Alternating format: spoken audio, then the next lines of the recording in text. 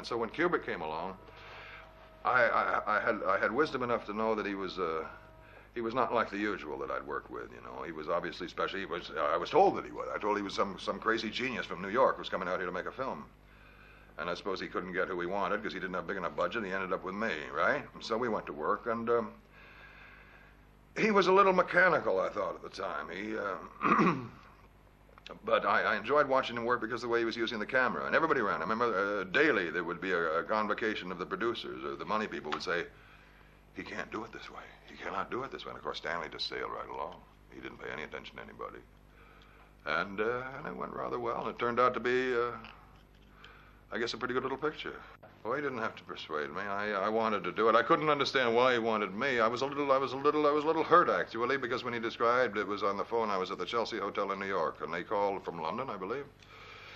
And he said, I want you to play a man named General Jack Ripper. He described what Ripper was, and I thought, well, Jesus, he doesn't know that I don't. He must think I'm one of the boys on the right, you know, and whatever I wasn't that. And he said, well, it's because of the fact that you're against that character that he said, I think it might work out. So I figured, okay. So I came over here, but I had a very bad time on that film for some reason. I had the worst time I've ever had on a picture. And nothing to do with Stanley, and everything to do, I guess, with my own hang-ups. I worked the first day at Shepperton, and I had a great deal of technical jargon, you know. Sellers was off camera. First day is always difficult, I think, for any actor. It certainly has always been for me. And so I started to work, and I began to blow. Okay, so he went something like 38 takes. And I was getting worse and worse. So finally he began to do pickups. A sentence at a time.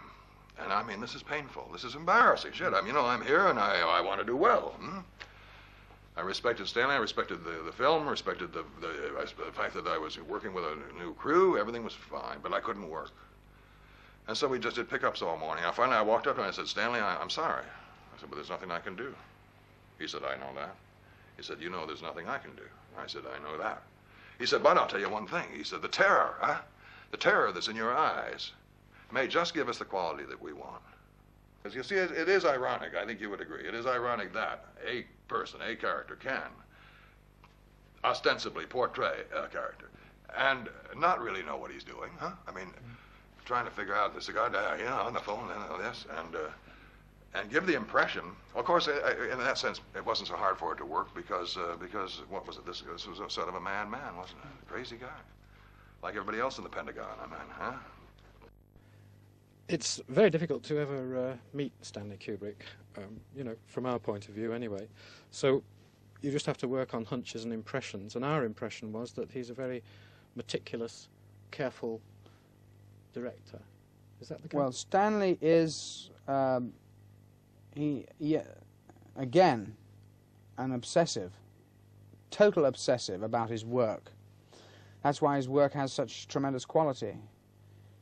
For me, that was a fantastic and tremendous experience. This whole 2 years of A Clockwork Orange, and everything that followed it when the film opened and all this ballyhoo that went on. Actually, shooting the film was marvelous, and if Stanley trusts you, you're all right. If he doesn't, beware. And luckily, he trusted me, so I was all right. I got on very well with him. He's a man of very complicated man, and he doesn't like doing interviews or anything, and there is a certain aura or myth around him, which he's very cleverly exploited, shall we say. And I think actually for him, he's absolutely right to do that. I mean, he was on the cover of Newsweek. It was very amusing because you looked inside in the Newsweek thing, and it said cover photograph of Stanley Kubrick, photographed by Stanley Kubrick. Absolutely incredible. Of course, he just shot himself with a camera and a mirror. I mean, he's up to little tricks like that, and they're very fond of him, really. No, it was an extraordinary experience doing Clockwork Orange.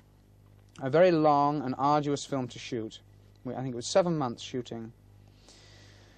And I was injured a couple of times on the film. I had my ribs dented. I was off for 2 weeks with that. And I had a certain, I think I had tonsillitis or something. just one disaster after another as far as my health was concerned.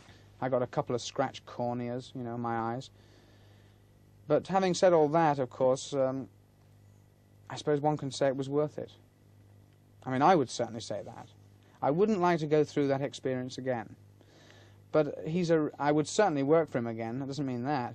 He's a remarkable man and a remarkable director. My God, he's a technician. He's one of the greatest technicians working in this medium. Extraordinary.